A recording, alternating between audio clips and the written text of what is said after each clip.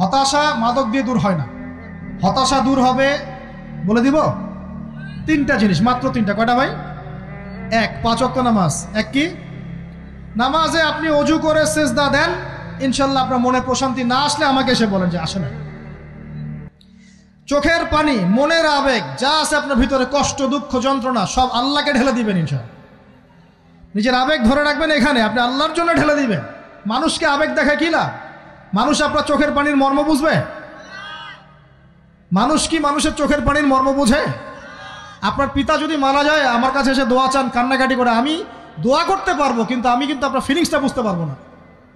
আপনার অনুভূতি কে বুঝতে পারবেন? আল্লাহ পাক আপনার ঘাড়ের রগের চেয়েও কাছে আছেন। সুবহানাল্লাহ, সুবহানাল্লাহ, আল্লাহ পাক ঘাড়ের রগের চেয়ে কাছে আছে। গতকালকে বাংলাদেশের একজন বরেণ্য আলেমের সাথে একটা কনফারেন্সে ছিলাম। উনি বলছিলেন যে এক ব্যক্তি, এটা শোনেন, এক ব্যক্তি খুব তার শখ যে তিনি সাহাবীদের মতো নামাজ পড়া শিখবেন। কথা বুঝতে পারছেন? সাহাবীদের মতো নামাজ শিখবেন। তো একজন বরেণ্য আলেমের কাছে এসেছেন, এসে বলছেন যে আমাকে সাহাবীদের মতো নামাজ শিখিয়ে দেন। তখন সেই আলেম আরেকজন আলেমের সন্ধান দিয়েছেন, যা তুমি তার কাছে যাও, তিনি শেখাবেন। তো সেই ব্যক্তি একটু অবাক হয়েছেন, কারণ যাকে প্রশ্ন করেছিলেন তিনি অনেক বড় মুহাদ্দিস, আর যার কাছে পাঠানো হচ্ছে তিনি অত বড় মুহাদ্দিস নন, কিন্তু আবেদ, আমল করেন। তাকে গিয়ে বলছেন উনি আমাকে পাঠিয়েছেন সাহাবীওয়ালা নামাজ শিখিয়ে দেন। তখন তিনি বলছেন ঠিক আছে, সুন্দর করে অজু করে আসো, সুন্দর করে অজু করে আসো। অজু করার সময় খালি খেয়াল রাখবা যে আমি অজু করছি শুধু আল্লাহর সন্তুষ্টির জন্য। কি খেয়াল রাখবেন? অজু করছি শুধু আল্লাহকে রাজি খুশি করার জন্য অজু করছে, আর কোনো উদ্দেশ্য নাই আমার। অজু করতে যাচ্ছে, তিনি আবার বলছেন দাঁড়াও, শুধু আল্লাহকে রাজি খুশি করার জন্য অজু করো। আবার শুরু করছেন, আবার বলছেন শোনো, শুধু আল্লাহকে রাজি খুশি করার জন্য অজু করো। এভাবে বলতেই আছেন, নামাজে দাঁড়িয়ে আছেন, দাঁড়ানোর আগে বলছেন শোনো, শুধু আল্লাহকে রাজি খুশি করার জন্য নামাজ পড়ো। বলতেই আছেন। এক পর্যায়ে সে ব্যক্তি নামাজ শুরু করলো, নামাজে মনোযোগ এদিক ওদিকে যায়, আর তার মাথায় এটা আসে, এই শুধু আল্লাহকে রাজি খুশি করার জন্য আমাকে নামাজ পড়তে হবে, শুধু আল্লাহকে রাজি খুশি করার জন্য নামাজ পড়তে হবে। এই চিন্তা তার মনের মধ্যে ঘুরপাক খাচ্ছে। এভাবে নামাজটা সে শেষ করেছে। শেষ করে চিন্তা করছে যে নামাজ তো পুরোপুরি মনোযোগ দিতে পারলাম না, বারবার মাথার মধ্যে এরকম চিন্তা আসছে, আল্লাহ আমাকে তুমি মাফ করে দাও, নামাজটা আমার মনে হলো না ঠিক মতো। তখন সে ফিরে এসে তার সে ওস্তাদকে বলছেন আমার তো নামাজ এরকম করে পড়লাম, কিন্তু শেষমেশ মনে হলো যে নামাজটা হয়তো কবুল হয় নাই, আল্লাহর কাছে খুব মাফ চাইলাম, আল্লাহ আমাকে মাফ করে দাও, নামাজটা মনে হলো না। তখন সেই যে প্রথম ব্যক্তি যিনি পাঠিয়েছেন তিনি বলছেন এটাই হলো সাহাবীওয়ালা নামাজ। তারা আল্লাহকে রাজি খুশি করার জন্য নামাজ পড়তেন, নামাজ শেষ করে আল্লাহর কাছে ইস্তেগফার করতেন, আল্লাহ কিছুই হলো না, কিছুই হলো না। আমার কথা কি বুঝতে পারছেন? অতএব আল্লাহকে রাজি খুশি করার জন্য আপনি আপনার আবেগ, আপনার ইবাদত সব ঢেলে দিবেন ইনশাআল্লাহ। অন্য কারো কাছে কিছু পাওয়ার আশা করব। আমাকে আল্লাহ পাঠিয়েছেন দুনিয়াতে নামাজ পড়তে, রোজা রাখতে, দিনের প্রচার করতে, দিনের জ্ঞান অর্জন করতে, এই তো। তা আমি একজন মেয়ের জন্য জীবন নষ্ট করে দিব কেন? আমি তাহলে আল্লাহর কাছে কি মুখ দেখাবো, আর নবীর কাছে কি মুখ দেখাবো? ওখানে গিয়ে বলবো আল্লাহ আমি আমার অমুক প্রেমিকার জন্য আশেক হয়ে একদম জীবন দিয়ে দিয়েছি, আত্মহত্যা করেছি। গেছে ভাই, যাইতে দেন। যে ব্যক্তি আপনার অবস্থানকে মূল্যায়ন করে নাই সে আপনার যোগ্য ছিল না। এখন আপনি কি করবেন? নিজের অবস্থান উন্নত করেন, আপনার পিছনে লাইন ধরে ঘুরবে ইনশাআল্লাহ। এটাই বাস্তবতা। দুনিয়া খুব খারাপ জিনিস। মানুষের অবস্থানকে মূল্যায়ন করে, মানুষের অবস্থানকেই মূল্যায়ন করে, কিন্তু আল্লাহ রাব্বুল আলামিন আপনাকে সর্বাবস্থায় ভালোবাসেন। আলহামদুলিল্লাহ। এই যে আমরা এখন অনেক পাপ করছি না, আল্লাহ কি আমাদেরকে আযাব দিয়ে ধ্বংস করে দিয়েছেন? আল্লাহ পাক এখনো আমাদেরকে ভালোবাসেন, রহম করেন, আল্লাহ পাক অপেক্ষা করছেন কখন তওবা করবে, আমি তওবা কবুল করব। এই কখন আমার বান্দা খালি একবার বলে আস্তাগফিরুল্লাহ, আল্লাহ পাক সাথে সাথে মাফ করে দেবেন ইনশাআল্লাহ। আর সেই আল্লাহকে ভুলে আপনি কার পিছনে ছুটছেন? আমরা কিন্তু নিয়াত করতে পারি ভাই যে আমরা যারা ওয়াজ শুনলাম জীবনে কোনোদিন সিগারেটে হাত দিব না ইনশাআল্লাহ। রাজি আছি ভাই? অন্য বড় বড় জিনিস তো বহুত দূরের কথা। আচ্ছা, অনেকে রাজি হয় নাই কেন? আপনারা কি অলরেডি আসক্ত? আমি অনেক ভাইকে দেখেছি মাশাআল্লাহ ইফতার খুলেই একদম বেনসন টানা শুরু করে। হ্যাঁ, এটা যে হারাম আপনাদের কেউ ওয়াজ করে শোনায় নাই? এটাকে কি মনে করেন আপনারা, হারাম না হালাল? কেউ বলেছে মাকরু, নাকি মাকরু ফতোয়া দিয়েছে? মাকরু শব্দের অর্থ জানেন আপনি? মাকরু শব্দের অর্থ কি একটু শোনেন। সূরা বনী ইসরাঈল খুলবেন। কোন সূরা? সূরা বনী ইসরাঈল আল্লাহ পাক বলছেন, আমি বনু ইসরাঈলকে এই কাজগুলো করতে নিষেধ করেছিলাম। কোন কোন কাজ? জেনা করো না, জেনার ধার কাছে যেও না, এতিমের মাল আত্মসাৎ করো না, শিরিক করো না ইত্যাদি। যারা আলেম আছেন তারা আমার কথা বুঝবেন। এই কাজগুলোর পরে আল্লাহ পাক বলছেন যে এই প্রত্যেকটা কাজ আল্লাহর কাছে মাকরুহ, অপছন্দের। কিসের? অপছন্দ। তাহলে এটাকে আপনি সহজ মনে করছেন? নিয়াত করি আল্লাহ পাকের সন্তুষ্টির জন্য আমরা কোনোদিনও মাদকের সাথে সম্পৃক্ত হব না ইনশাআল্লাহ। আর বিশ্বাস করেন, শুধুমাত্র মাদকদ্রব্য নিয়ন্ত্রণ অধিদপ্তর এই আইন কানুন এগুলো দিয়ে, জরিমানা দিয়ে মানুষকে মাদক ছাড়ানো যাচ্ছে না, যাবে না। কেন যাবে না এটা আপনারা খুব ভালো করেই জানেন, আমি বলতে চাচ্ছি না। অনেক সময় মাদক বিরোধী কনসার্ট করে মানুষ, মাদক বিরোধী কনসার্টে ওঠার আগে এক বোতল ডাইল খেয়ে আসে আগে। এগুলো কি বাস্তব কথা বলছি না অবাস্তব কথা বলছি? আমাদের যুবক ভাইরা কোশ্চিনকালেও মাদকের ধার কাছে যাবেন না ইনশাআল্লাহ। একটা হাদিস খালি মনে রাখেন, একটা, এই হাদিসটা মনে রাখেন। নবী সাল্লাল্লাহু আলাইহি ওয়াসাল্লাম বলেছেন, কেউ যদি মাদকদ্রব্য সেবন করে তার 40 দিনের নামাজ কবুল হবে না। সিগারেট একটা খেয়েছি, 40 দিন নামাজ নাই। এরপর যদি সে তওবা করে আল্লাহ মাফ করে দিবেন। আবার যদি মাদক খায় আবার 40 দিন কবুল হবে না। যদি আবার তওবা করে আল্লাহ মাফ করে দিবেন। আবারও যদি খায় আবারও 40 দিন কবুল হবে না। আবারও তওবা করলে আল্লাহ আবার মাফ করে দিবেন। চতুর্থবার সে যদি মাদক খায়, আল্লাহ রসুল সাল্লাল্লাহু আলাইহি ওয়াসাল্লাম বলছেন, আল্লাহ পাক কিয়ামতের মাঠে তাকে তিনাতুল খাবাল পান করাবেন। কি পান করাবেন? তিনাতুল খাবাল। সাহাবীরা বললেন, ইয়া রাসূলুল্লাহ, এটা কি তিনাতুল খাবাল? কি?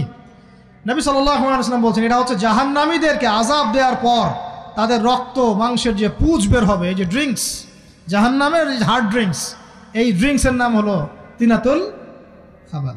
আল্লাহ পাক আমাদের সবাইকে মাদক থেকে বাঁচিয়ে রাখে। আমল হচ্ছে কোরআন তেলাওয়াত। যে ব্যক্তি কোরআন তেলাওয়াত করতে পারে নিয়মিত, তার মনের মধ্যে এই হতাশা, এই ভীরুতা, এই কাপুরুষতা কিচ্ছু আসবে না ইনশাআল্লাহ। আমি গ্যারান্টি দিচ্ছি আপনাকে, হতাশা আসবেই না আপনার মনে যদি আপনি কোরআন বুঝতে পারেন। কোরআনের একটা আয়াত নিয়ে কোনো সময় দেখা যায় 2-3 ঘন্টা সময় পার হয়ে যাচ্ছে, আয়াতটা ছেড়ে সামনে যেতে পারছি না। কোরআনের ভিতরে ঢুকলে আপনি দুনিয়ায় ভুলে যাবেন কি হচ্ছে আশপাশে। আমি এমন অনেক আলেমকে দেখেছি যে একটা বই, পাতলা একটা বই, আরবি বই নিয়ে পড়া শুরু করেছেন, ওই যে ফজরের পরে জোহরের ওয়াক্ত হয়ে যাচ্ছে, বইটাই শেষ করতে পারেননি এখন। বুঝতে পারবেন না? যখন আপনি ইলমের ভিতরে ঢুকে যাবেন, কোরআনের ভিতরে, হাদিসের ভিতরে, আপনার দুনিয়ার খেয়ালই নাই। একজন আলেম, তিনি এক রাত্রে একটা বই লিখেছিলেন, চটি বই, এক রাত্রের মধ্যে। বলা হচ্ছে, তার সম্পর্কে বলা হচ্ছে যে রাতের খাবার তাকে দেয়া হয়েছে যে আপনি এটা খেয়ে নেন। তো সে খাবারটা পাশেই আছে, খাবারটা খাবো, এটা লিখে খাবারটা খাবো, এরকম তার চিন্তা ছিল। ফজর হয়ে গেছে, বই লেখাও শেষ, খাবার এই অবস্থায় পড়ে আছে, ডুবে গেছেন ভিতরে, খাওয়ার মাথায় তার খেয়াল নাই। এরকম হয়। একজন মনীষী, বিখ্যাত মনীষী, রিয়াদুস সালেহীন কিতাবের রাইটার, সংকলক আল্লামা নববী রাহিমাহুল্লাহ, এরকম সারা রাত চলে গেছে, পাশে 2টা খেজুর, ওই 2টা খেজুর খাওয়ারই সময় পান। হাদিস নিয়ে গবেষণা করতে করতে করতে করতে রাত পার হয়ে গেছে। আমি বলতে চাচ্ছি, যখন ইলমের ভিতরে, কোরআন হাদিসের ভিতরে ঢুকে যাবেন, আপনার দুনিয়ার খেয়াল আপনার চলে যাবেন ইনশাআল্লাহ। এই টেনশন, হতাশা, এই সেই বাদ। তখনই আল্লাহ পাক আপনাকে তার পক্ষ থেকে রহমত দিবেন, বরকত দিবেন, আল্লাহ আপনার দুনিয়ার কাজগুলো করে দিবেন ইনশাআল্লাহ। তখন দেখবেন কেউ আপনার দুনিয়ার ওই কাজটা করে দিয়েছে, কেউ ওই কাজটা করে দিয়েছে, কেউ বাসায় খাবার পাঠিয়ে দিয়েছে, আল্লাহ পাকই এগুলো করাই দিবেন ইনশাআল্লাহ। তো প্রিয় ভাইরা, মাদকে যাব না আল্লাহর কাছে আসবো? 2 নাম্বার কোরআন তেলাওয়াত, 3 নাম্বার আল্লাহর জিকির। 3 নাম্বার কি ভাই? আল্লাহর জিকির। চলতে ফিরতে সব সময় মুখ চলতে থাকবে, মুখ না চললেও মনে মনে মন তাজা থাকবে, মনে মনে জিকির হতে থাকবে। মনে মনে জিকির করতে পারেন? মুখ নড়বে না, কিন্তু মনে মনে আপনার একটা জিকির হতে থাকবে। সুবহানাল্লাহ বা আলহামদুলিল্লাহ, লা ইলাহা ইল্লাল্লাহ, আল্লাহু আকবার। পারা যাবে? পারে। মানুষের মন কখনো চুপ করে থাকে না, কিন্তু মানুষের মন অলওয়েজ কিছু না কিছু চিন্তা করতে থাকে না, যতক্ষণ না ঘুমায় মানুষ। তো প্রিয় ভাইরা, বেশি বেশি জিকির করব, সুবহানাল্লাহ, আলহামদুলিল্লাহ, লা ইলাহা ইল্লাল্লাহ, আল্লাহু আকবার, লা হাওলা ওয়ালা কুওয়াতা ইল্লা বিল্লাহ, এগুলো চলতে থাকবে। আল্লাহ পাক তৌফিক দান করুন, আমিন। আমরা আমাদের সমাজে যুবকদেরকে এরকম টিকটকে দেখছি, অনলাইনে আসক্ত দেখছি, জেনায় আসক্ত দেখছি, পর্নোগ্রাফিতে আসক্ত দেখছি। আমরা দেখছি আমাদের যুব সমাজকে মাদকে আসক্ত, কিশোর গ্যাংয়ে আসক্ত। এইগুলো কি আমাদের কাম্য ছিল ভাই? আমাদের কাম্য ছিল? এই অবস্থায় কি যুব সমাজ আল্লাহ পাকের দ্বীনের পতাকা হাতে নিয়ে আল্লাহর জমিনে দিন কায়েম করতে পারবে কি না একটু আমাকে উত্তর দেন দেখি। এখন এই অবস্থায় পারবে? অতএব অবস্থার উন্নতি করতে হবে কি না? উন্নতির জন্য রাজি আছে কি না ইনশাআল্লাহ? আমরা চাই কি আল্লাহ পাকের দিনটা আল্লাহর জমিনে প্রতিষ্ঠা লাভ করুক, আল্লাহর দিন সবার ঘরে ঘরে পৌঁছে যাক, আল্লাহ পাকের দিনের যে সৌন্দর্য সবাই সেটায় এই সৌরভটা সবাই পাক। আমরা চাই কি না? সমাজে শান্তি প্রতিষ্ঠা হোক, আবার সেই রাসূলের মতো যুগ চলে আসুক, আমরা চাই কি না? অতএব আমাদের সবাইকে যৌবনের এই প্রলোভনগুলো থেকে বেরিয়ে এসে আল্লাহ পাকের ইবাদতে আত্মনিয়োগ করতে হবে। আল্লাহ পাক আমাদের সবাইকে তৌফিক দান করুন, বলি আমিন। আমাদের সবাইকে আল্লাহ রাব্বুল আলামিন কুরআন এবং হাদিসের গভীর জ্ঞান অর্জন করার তৌফিক দান করুন, বেশি থেকে বেশি ইবাদত করার তৌফিক দান করুন। আল্লাহ পাক সবাইকে হারাম সমস্ত রিজিক থেকে বাঁচিয়ে রাখুন, জেনা, ব্যভিচার এবং নারীর ফিতনা, মাদক থেকে আল্লাহ বাঁচিয়ে রাখুন। আল্লাহ পাক আমাদের সবাইকে হালাল রিজিক, হালাল সম্পর্ক যথেষ্ট করে দিন। আল্লাহ পাক আমাদের সবাইকে যেন দিনের দাওয়াতের মেহনত করার তৌফিক দান করেন এবং আলেম ওলামার সাথে পরামর্শ করে দিন শেখার এবং বোঝার তৌফিক দান করেন। যুবতী দিনী বোনদের জন্য, এখানে বোনরা আছেন না? আছেন কি না? দিনী বোনরা আছেন? একটা নসিহত দিনী বোনদের জন্য আমি একটা নসিহত করতে চাচ্ছি, একটা নসিহত। আমার এই একটা নসিহত একটু মন দিয়ে শুনুন প্রিয় দিনী বোন। রাসূলুল্লাহ সাল্লাল্লাহু আলাইহি ওয়াসাল্লাম আমাদের দিনী বোনদের জন্য জান্নাতে যাওয়ার একটা ফর্মুলা বলে দিয়েছেন। আমি কি বলবো সেটা? আচ্ছা, রাসূলুল্লাহ সাল্লাল্লাহু আলাইহি ওয়াসাল্লাম বলেছেন আমাদের দিনী বোনেরা, আমাদের মায়েরা, এই নারী জাতি মাত্র 4টা কাজ করলে জান্নাতের যে কোনো দরজা দিয়ে ইচ্ছা প্রবেশ করতে পারবেন। খুশি হন নাই? কয়টা কাজ?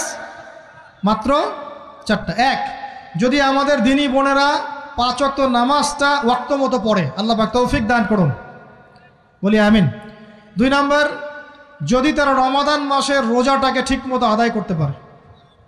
1 নাম্বার 5 ওয়াক্ত নামাজ ঠিকঠাক আদায় করা, 2 নাম্বার রমজান মাসে সওম রাখা, 3 নাম্বার তাদের লজ্জাস্থানের হেফাজত করা, মানে শরঈ পর্দা মেনটেন করা, শরঈ পর্দা মেনটেন করা। এবং আমি বলে দেই, চেহারাটা আপনাদের পর্দার অন্তর্ভুক্ত। এটা নিয়ে অনেক বাকবিতণ্ডা হয় না সমাজে, চেহারা দেখানো যাবে কি যাবে না ইত্যাদি। চেহারা আপনার পর্দার অন্তর্ভুক্ত বিষয়, ফুল স্টপ। এর উপরে ফতোয়া অনেকভাবে দিচ্ছে, কিন্তু বরেণ্য উলামায়ে কেরামের কিতাবগুলো ঘাটাঘাটি করেন, তাদের ফতোয়া হচ্ছে চেহারা আপনার পর্দার অন্তর্ভুক্ত বিষয়, চেহারা ঢেকে রাখবেন। আল্লাহ পাক তৌফিক দান করুন। চোখ থাকবে খোলা, ঠিক আছে। 4 নাম্বার, স্বামীর আনুগত্য করতে হবে। স্বামীর আনুগত্য, এই যে আনুগত্য শব্দ শুনলেই মানুষের একটা মানে নেগেটিভ ধারণা তৈরি হতে পারে। স্বামীর আনুগত্য মানে কি আমি তার দাসত্ব করব?